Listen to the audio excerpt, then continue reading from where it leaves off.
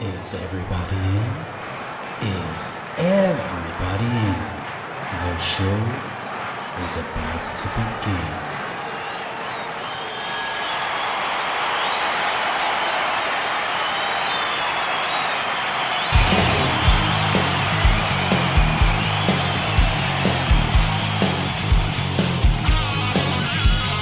Welcome to the podcast, conscience that made us. Interviews and stories, tales from the bus. We love taking you back to when it all went down. The greatest live shows and that cheering crowd sound. It's concerts that made us, concertsthatmadeus.com.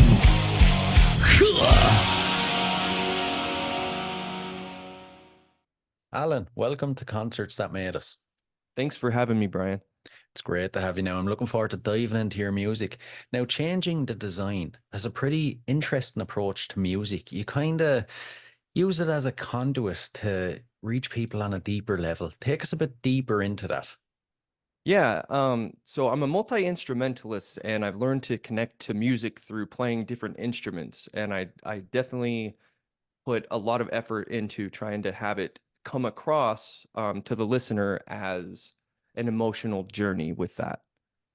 Something I've always wondered about multi-instrumentalists is, where does it come from? Is it a boredom? Is it a curiosity? What makes someone stop one instrument and pick up another?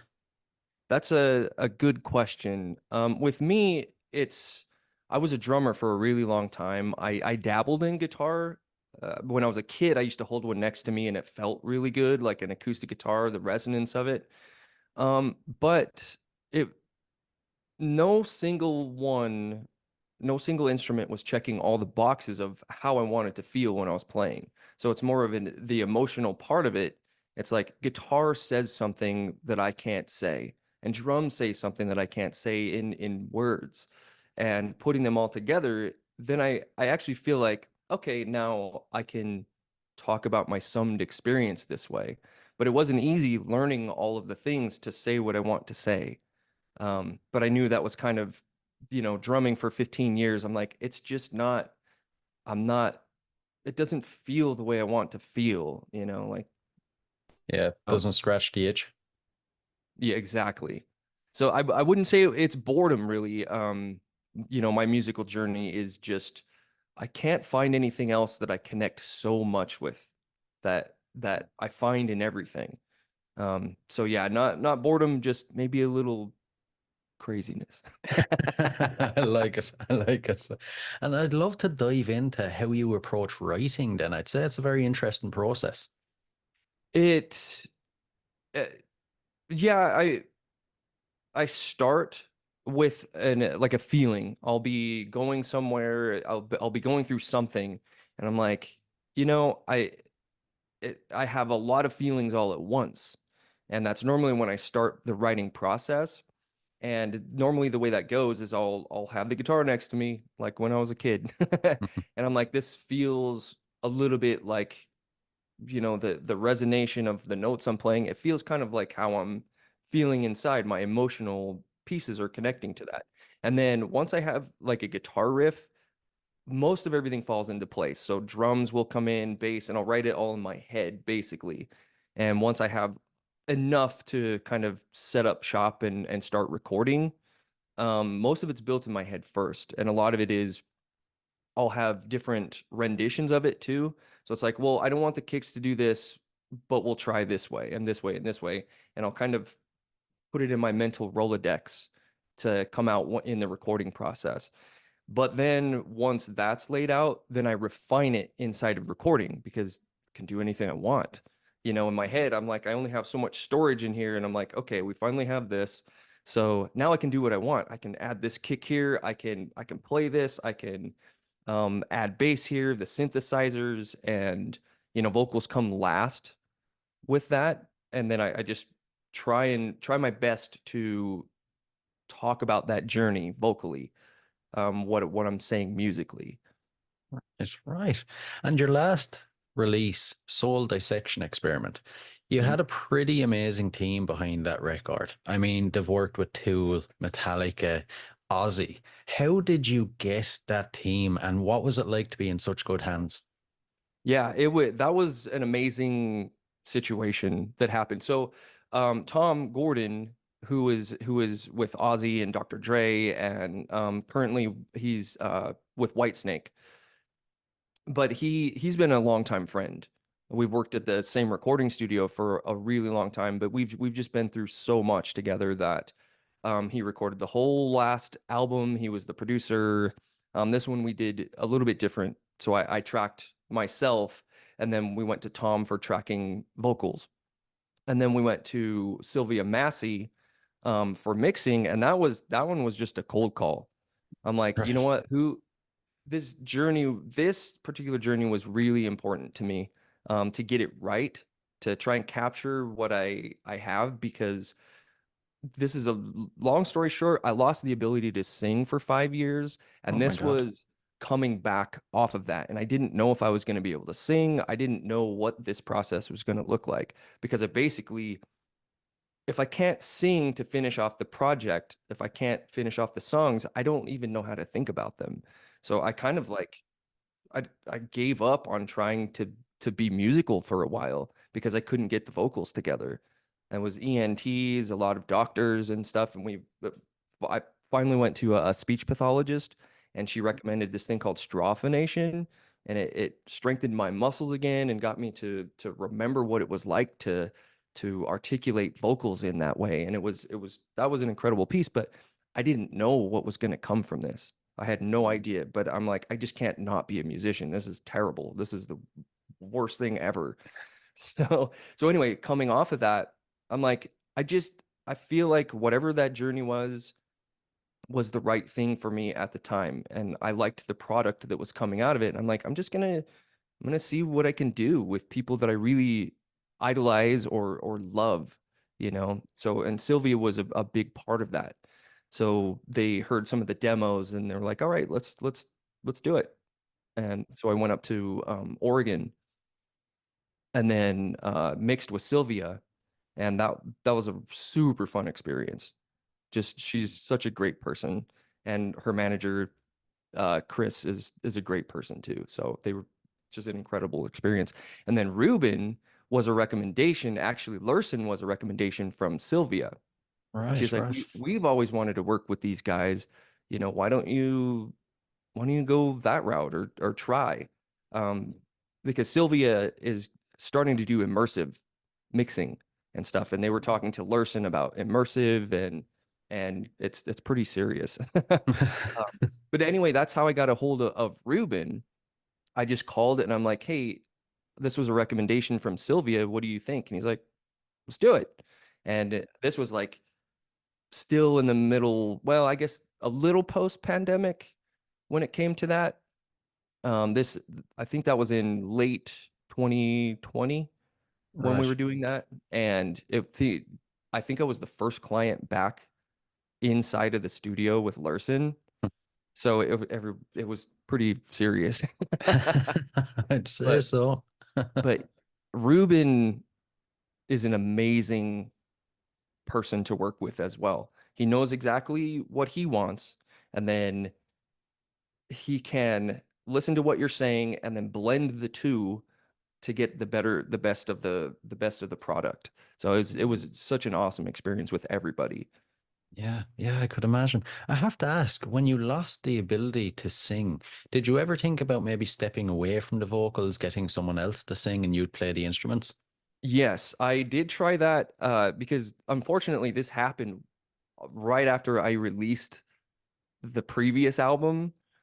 And so it was a huge blow. And I'm like, you know what? Show's got to go on. You know, I was like, this is gonna happen, and it didn't happen. Oh, I auditioned vocalists. It's really hard to keep people in a role to where they didn't write the material. So I to be honest, I had a lot of people not show up for me. So right.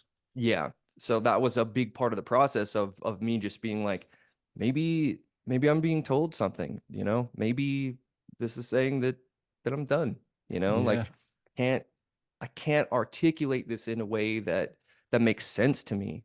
And I had a lot of good vocalists that wanted to try and ended up just falling through each time. So that was rough. Yeah.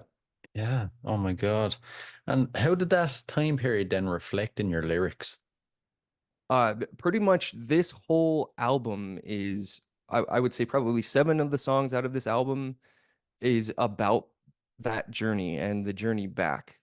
Why do I play music? Why do I feel these feelings? And why is music the only way that I feel like I'm articulating myself correctly in the world?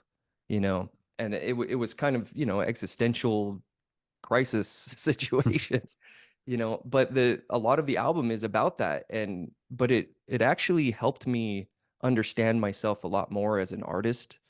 The way I think about things, before it was just like, well, I'm just a musician and stuff. I'm a pretty deep thinker with every movement that happens.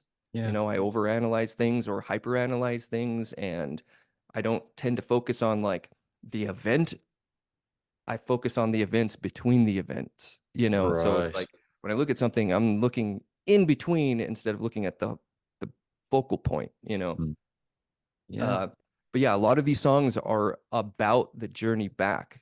Uh, I, you could pick any title and I could tell you about that. So it's, Right. yeah. I have to ask something that struck me. You're one of the few musicians I've spoke to who, feels it so deeply. And I know every musician, music, their career means a lot to them. But for Yeah. you, it seems like it's at an ultra, level. Where's your happy place when it comes to your career? Do you want to, obviously you want to make it to the very top, but where would you be happy? Um, I would be happy when I can, at a place where I can remember to have fun. It's not I guess in a little bit it's a money thing because I just want to keep it going. I don't want to have to worry about how I'm going to do the next move. I don't want to worry about those things. So I would say that I would feel more happy when it comes to I would like to do what I want to, because this doesn't stop at music. It's videos too, because I want to do short films to the songs because it's another way of articulating that thing, another way of people possibly connecting to you, connecting to your emotions, connecting to your process. So, but yeah, I would say I'm very happy when I'm playing live, and that's probably where I'm happiest with it, but I'm more content when I'm writing. So happy and content are different to me. Like when I'm writing, I have 1,000 things that I can do. Da, da, da, da, da, da, da, da, and when you're playing live, you have that focal point. You know what Mm. I mean? Yeah, yeah, I get you. I get you. Nice segue as well, because I'm going to ask you some concert related questions now next. First off, I'll start off easy. As a concert goer, what concerts have made you? Oh, I would say almost every concert that I've seen has definitely been a piece of my current being.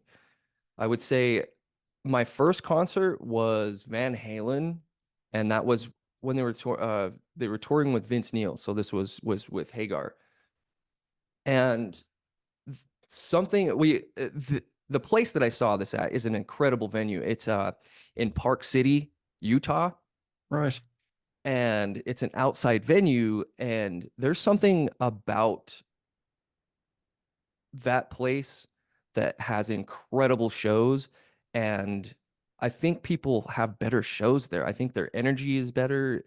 It was incredible. So to see all of these people, I would say my first show was probably my most important because I didn't really know what to expect. I didn't know how I was going to receive it. I was still really young. I think it was 10, maybe Yeah, yeah. something like that. And it was like watching all of these people find these musicians, like they all showed up for them, like they all had their back and they were having this conversation that was unspoken. And so I would say my first concert was probably the biggest builder in that. Not that I was like the biggest fans, but It was amazing. And same venue. It's funny. There are Utah venues that get me. And so Right. there was another one. I saw Metallica with Suicidal Tendencies, and that was when Candlebox had opened for them because it was supposed to be Alice in Chains. And then Ah, unfortunately Lane had passed. But I saw Candlebox, like Metallica obviously is amazing and it was a whole other thing, but I saw Candlebox when they were I don't want to say they were a smaller band at that point, but their live show during that thing, it was like they had upped the ante. That was an amazing show.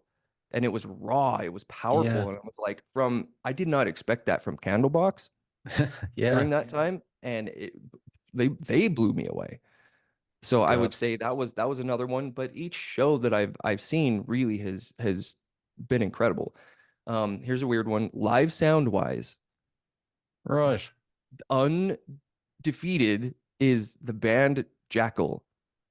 Right. Right. Live sound, I've seen them in a few different club venues. Like I don't know, this was I don't even know, 1995, maybe something like that. And to this day, I've never heard anything that large sounding. And I don't know but I was just like, this is it wasn't I didn't want to sound like Jackal, Hmm. but their sound was so huge. I was like, that was impactful. And Yeah, I'm I'd say so. still speaking about it today. Oh man. Here's a weird one for you now. For any fans of your music, is there a concert you've attended that would shock or surprise them? Ooh, um, I have been to some strange things. There was a Dillinger Escape Plan show that was a little strange. Uh, Right. uh, you know what? Pass. I'll get back to you on that one. Okay. Let me ruminate on that one because I do have I have some strange. There's a couple that I can't talk about. Okay. I Okay. was living in LA and there was some weird circumstantial things and a couple shows out of it. So Right. I get you. I get you. And what impact has your local scene had on your sound, and would you say? I would say I'm here in Reno right now. Um, so I'm a transplant. I've been here for maybe like 20 years, and I Right. can't say there's a lot from the local scene that has gone into my tool bag, other than there are a lot of good, amazing players here that I do look up to. There are a lot of great guitar players, a lot of great drummers, great singers. And when I go to their shows, I would say the energy that they put forth, still trying to, Reno is a kind of a breakout town. People are still trying to get out of here to go somewhere else. Um, it's a cool proving ground, but it's really hard to get up to a large level. Yeah. Yeah. So it's kind of interesting, but still seeing people that I know are amazing and could basically do anything. They could write their own ticket. I can go and watch almost any night of the week. I could go watch them play, Oh man. and that's inspirational because they could do anything they want. And you know, I don't know why they stay, but I'm happy that they did, so I could see them. Yeah. So, It's a good way to look at it. All right. Yeah. And the moment we're waiting for any listeners that haven't caught one of your live shows, what are they like? Lay it all out for us. okay, so expect a lot of sweat. Right. There's a lot of stuff pouring into my eyes. Um, we are we tend to be a little heavier than we sound on streaming platforms and all of that. We tend to hit a little harder. It's a little more aggressive, but we try and make an individualized experience through a collective effort. So I like to have I'm a serious person live, little intense, but also I want to make sure that people feel loved Right. as well. It's not like we're having these huge mosh pits or anything like that, but it's you know, what we try and go for is like the steamroller effect.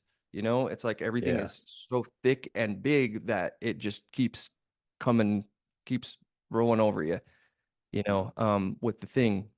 But I do try and connect with individual people, because I think it's so important to make sure that you find a connection with somebody, Yeah. and they find a connection with you if they can. You know, I think that's really important. So when you're doing a large collective thing, I try and make sure that people have an individualized experience through it. Right. Right. And, you know, that's made me think of one. What is there a fan encounter that maybe sticks with you till this day? uh yeah, so there was a band that I was touring with, and um there this has happened on two different occasions. So this goes to the personalized experience. There was one who, um I might tear up thinking about it, but there was one who was not having a good time at a show. She was in the front row, and it was like she I don't know, was too nervous to be there or something like that. And Right. I started playing the show, my show, to her, to like, I could tell she didn't feel safe. And I Right. started, you know, making sure that maybe she felt a little safety through there. And long story short, through that, she came after that and said thank you, you know, for basically saving me, Hmm. because I was not having a good time, and she was a little suicidal at the time Oh as my well, God. and that had um she it had impacted her so much that she felt loved in that Hmm. moment. So that was probably the biggest one. Not Yeah. silly, but that was a really big encounter, and just part of that individualized experience that is so important. Hmm. Jeez, man. When something like that happens, though, it just shows you the power of your music, and it Yeah. must also show you that you're on the right track. Yeah, exactly. And just kind of me as a person, I do care about people, and I think that's something that I do, you know, I have in it my own process when it comes to writing the music and playing the music in the studio, but I love connecting with people Hmm. outside of that. It's Yeah. really important to me. Yeah. Yeah. I can see why. And, out of all the gigs you've played, then, is there one that sticks out above the rest as maybe the highlight? Um, we've had some really cool shows. Uh, there was a show that we played. It's kind of when everything goes right, Hmm. you know, it's like you show up and the fans are everybody. It's like you guys are all on the same page when you show up. There was a place called the New Oasis here in Reno, and I cannot remember. I think we were playing with, I don't remember. Like Lacuna Coil or Right. something like Right. that. But I don't remember. But everybody was on the same page, and we showed up, and it was like the energy in the building was unlike anything that I've seen. I've played in front of a lot of people in certain situations, and this was just like palpable. You could feel everything, and it was like I haven't had a show like that. It's almost like everybody took the same type of, they drank the same water that day, and there was something in it, you know. Yeah. I I, get I would say that connection was probably the highlight, because it was just, you could feel, it's almost like you'd feel the heartbeat of everybody. It you. was Yeah. it was awesome. Yeah. How do you do the next show when that one is like that and so perfect? How do you do the next one? You hope that the next one goes just like that, you know, and you're chasing that one too. But, you know, I don't have a bad time at s- funky shows too, you know. It's Right. it's it's all part of the experience. But yeah, you're always looking for that one that you're like, what is into you guys tonight? Holy, you know, how did you get on the same page with us? We're not even from here, or yeah, Yeah. that's wild. Yeah, definitely, definitely. And to flip that around then, is there a gig that was maybe the worst and how did you overcome it? I have a couple of those. Okay, So I would okay. say, for time's sake, probably the worst was I don't know who booked the show. But we were playing with another friend's band, and I believe this one was locally. I think this one was locally as well. But Right. we went into this. It was like a bar, restaurant, grill type thing, and it has a bunch of like gambling, not tables, but machines inside of the bar, right?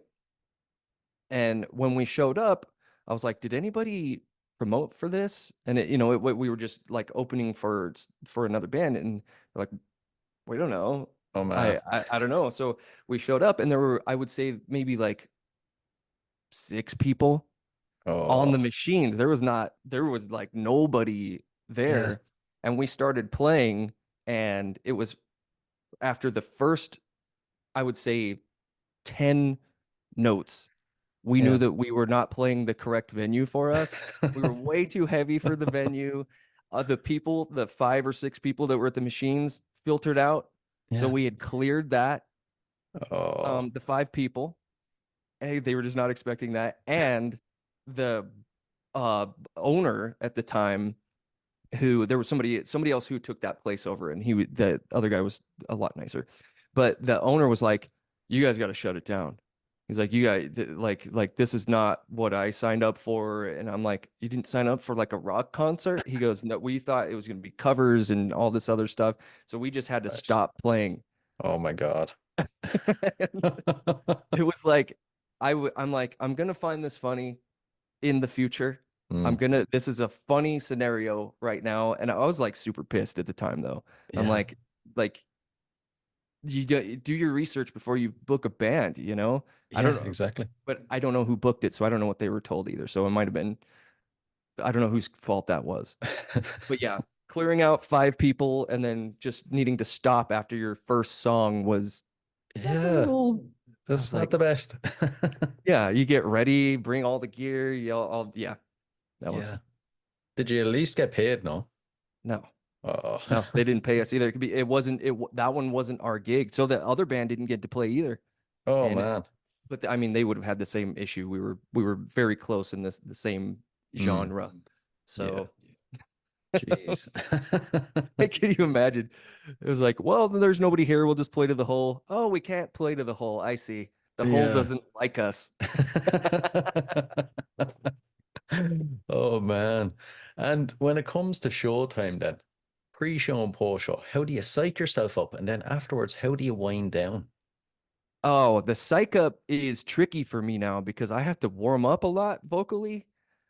So I'm kind of in my own place. I try and get somebody to work on my gear for me, setting my things up because since I lost the vocal thing, I'm warming up, and now vocal warm ups that gets me in a great headspace because Yeah. I know that I can sing, you know. Mm.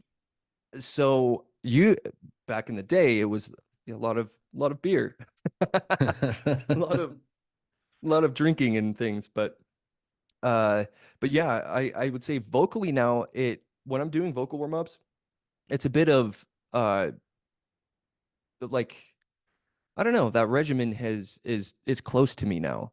It's kind of like, um I'm losing the word. Oh my gosh. Not yoga. What's the thing? Meditation. Meditation. Yeah, it's like meditation before. And then just, you know what? I love setting up too, though. So that's something that I need to think about in the future because I love setting up gear. I love Right. that part of the process. But cooling down, I would say same thing. Like vocally, I have to do a cool down as well, and that kind of brings me down. But also pulling the stuff off the stage, like in a hurry, if we're in front of another band, I like that process too. I like to help other people get their gear. I don't know. Yeah. I don't know that I'll ever lose that. Yeah, Right. it's something that keeps me feeling young, I guess. I get you. I get you. And when it comes to being a musician, your career, everything, what's one thing you would change? The vocal thing. Okay. There was a faster pathway to getting to sing, and I didn't take that path. Right. Uh, Going to ENTs, the ears, nose, and throat doctors, they they were doing the right thing by trying to treat me for a couple different things. It was like acid reflux or post nasal drip.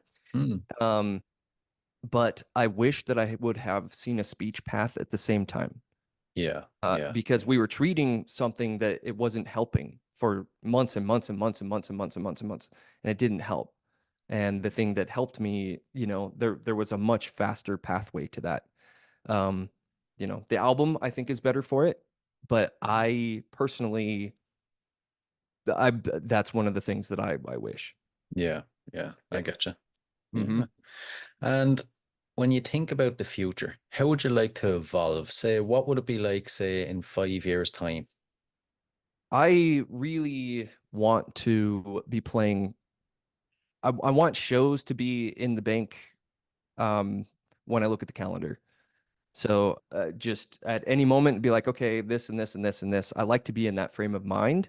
Right now, it's still like there's so many things going on that is reliant upon me to make it happen, because it's this is my project, this is my baby. I would like for a little help with that, so then I can focus on being the musician side, just like kind of focus on that rather than all of it. It's a lot. So I would like to do that, and I would say, just more touring. I would enjoy that. Hmm. Who Yeah. wouldn't? Yeah, exactly. So as far as albums, I there's probably one pretty soon, maybe within a year, maybe a year and a half. Yeah. Um, it's it's percolating, and you can't stop it for forever. Right. So we'll see what happens there. I'm curious on what comes out. Right. I don't know if Right. I'm gonna. Yeah, we'll see. Okay. Okay. Before we dive into the last couple of questions, then, immediate future, is there anything set in stone with regards to gigs or anything? Nothing set in stone right now. We are working on being a three-piece right now. So it's actually written, everything's written for a five-piece Right. band. Two guitar players, bass player, drummer, and myself. But now I'm taking on guitar and singing duties, and we're just trying to go as a three-piece to see if we can get that collective oomph as a three-piece, because it's so much easier. It's less to rely upon, and um, that's something that we're working on heavily right now. And I don't really want to add a ton of things to the calendar at this moment, so I Yeah. can make sure that's going to be the way forward. Right. Right. I like it. I like it. How's it going then? Are you finding the oomph? Yes. I'm a sound engineer, so there are things. The other thing that's weird is I have let go of some of my guitar amps. So normally I have a very thick, he- heavy, loud guitar tone through guitar amps, many half stacks. Um, but now I'm using a pedal, a Neural DSP Quad Cortex, Right. and I'm still futzing with it with captures of my guitar amps. So it's still my guitar amps. I'm still working on that to find a good blend with trying to get that oomph, and like the difference between articulation and the oomph, because with two, Yeah. it's hard to beat. We'll probably end up with another guitar player. Um, Right. it's really hard to beat that, because not only sonically you're just missing another person's guitar, but you're also missing their playing too. Even if you're playing the same rhythm, it's a little bit off, so you get a chorusing effect that makes it sound a little bigger, little teeny bit out of tune from each other too, and it just makes it sound bigger. So trust me, I'm trying to find ways around that too. Right, right. I'm looking forward to seeing what you do. We'll dive into the last couple. So, an easy one to start you off. What are you currently obsessed with? It can be anything at all. I am obsessed with 80s movies. I Right. always have been and currently still am. I've been watching these reviews of 80s movies, and I really wish I could remember the guy's name on YouTube. Jay something, but Right. he's been he's been reviewing these 80s movies. He'll play a clip and then he'll review the clip and then just kind of, do a sum the movie and then review it. And it's spectacular. It's hilarious. He's just I think his can I swear? I think I already Yeah. swore. Yeah. Work He well. goes, "This is shit." That's one of his things. But Brutally I would honest then. say that's currently, yeah, that's currently. I think he's from the UK, but that's my Right. thing now. Right. Right. Have to ask you then, what's your ultimate 80s movie? Oh, Once Bitten. It's Okay. a okay, so it's a vampire movie, and it was I think it was Jim Carrey's first movie. If not his first movie, it was his close second movie, but it was Yeah. basically him as he might have been 18 in the movie, Yeah. 19. I couldn't say a great age, but yeah, it's a vampire movie about this kid who is trying, he's in high school, he's trying to lose his virginity, and his girlfriend is, sticking to her guns. So he goes out and finds somebody out on the town in Hollywood. And there's this amazing song called Once Bitten, by this band called Three Speed, that I'm Right. obsessed with the song. I don't know why. Like nostalgia is a killer for me. Hmm. So, but anyway, it just, hilarity ensues through that, and it's just a great movie. So I would say that's probably my favorite. Close second is Weird Science, Yeah. which th any given day they might be, you know, Flip flopping. yeah. But if Ah, any John Hughes film has got me. yeah. So I watched a Completely little bit of understand. Breakfast Club last night too. So Yeah. I love that one. That's yeah. definitely up there for me. What about you? Yeah. I don't know if we have time, but what about you? Favorite 80s movie. I feel like you have to break it into genres. Like if it's True. action, is probably something like Predator, or the Stallone Mm. movie is a Cobra. Yes. That then horror would be The Lost Boys, Oh up yeah. there. The best movie soundtrack ever. Yeah. And comedy, I don't know because it flip flops a lot. And when it comes to comedy, I like finding these like unknown films that are completely forgotten from the 80s, Yeah. you know? You But might yeah, want to check out Once Bitten if you're it's campy, but I mean there's just funny stuff, but it might just be my nostalgia to it that makes it amazing for me. mm. But I would love to see how you do with that one. I have a feeling I'd like it. I'll have to check it out. The Yeah. the next one, so if you had to spend 24 hours locked in a room with any musician from history, who would it be? Danny Elfman. Right, right. Uh that th- that dude can't write bad things. Mm, And I would probably make him cry with the amount of questions yeah. that I would have about the his whole musical journey, but scoring, like, to me, his movie scores are, I don't know, they invoke everything that I'm trying to portray as a musician. They're not heavy or whatever, but they are emotionally, Yeah. so, it's not like he's using baritone guitars or whatever, but but whatever he writes almost every single time gets me nail on Mm, the head. yeah. So I would say, yeah. I don't know. I think it would just be a very weird night. I like it. I like a good choice.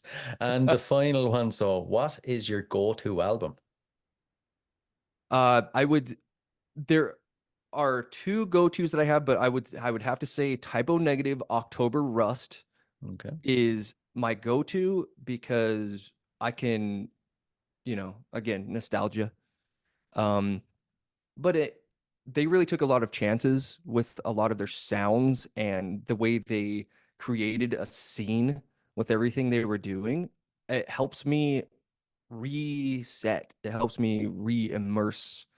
But I would say that sometimes before shows, if I don't know, sometimes I'm not feeling it, and sometimes I'm like, okay, I need to kind of recenter. Maybe it was a messed up setup, and the club owner's not a great guy or woman. But sometimes when I listen to Metallica, Nothing Else Matters, it centers me as well, because when I was a kid, that was one of the songs that I got to see the musicians in the studio. I got to see, like the box set was important to me as Yeah. well. I learned a lot about recording. So it was like I learned that was my first recording session, Mhm. like I learned all about the stuff. You know, so Mm. when I listen to it, I remember there's somebody else that's doing this and they've been doing it forever and they made me feel this way. Mm. Gotcha. And that's what I want to do for somebody else. Perfect. Perfect. Listen, Alan, it's been an absolute blast now. I've really enjoyed chatting with you. Ah, same. I appreciate the chat, man. No problem. No problem. Before actually, you know what? Do you want to swing back to that question that about the, the concert? Now that I'm thinking about the question, maybe you're not asking me what I thought you were asking me.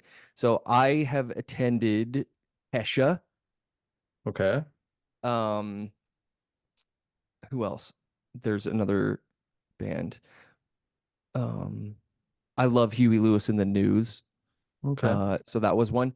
But I was going to tell you about an experience of a show that I had. There was a rock band playing, and this was when I lived in LA, and there were, it was in a club that had, like not mirrored, glass Yeah. ceiling. And as the band was playing, there were people having relations in the glass ceiling, so you could look up and that was happening. And Right. then also in some other glass, well, enclosures, Hmm. that was happening as well. So it was a very interesting experience. Yeah, sounds like an interesting club, all right. Yeah. If you're curious about that off air, I'll tell you. Okay. Actually reminds me of a scene in that movie, Kiss Kiss Bang Bang with Robert Downey Yes, Jr. that's funny. I didn't Yeah, think about that. yeah. I'm gonna watch that. And I'm like, I don't remember the exact scenario that was, but I'm gonna look at it, and who knows, maybe it's the same place. Could be, could be. Listen, Alan, thanks a million. We'll have to do this again in the future. Thanks again. I would love to.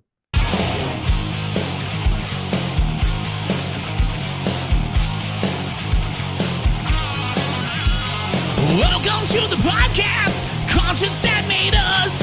Interviews and stories, tales from the bus. We love taking you back to when it all went down. The greatest live shows and the cheering crowd sound. It's concerts that made us, concerts that made us.com.